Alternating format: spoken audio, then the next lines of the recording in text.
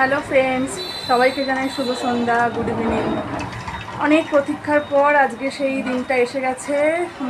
আমরা রওনা দিচ্ছি কলকাতা টু এনজিপি, সেখান থেকে গ্যাংটক। তা আমাদের এখন বাজে হচ্ছে 8:10, 8:50।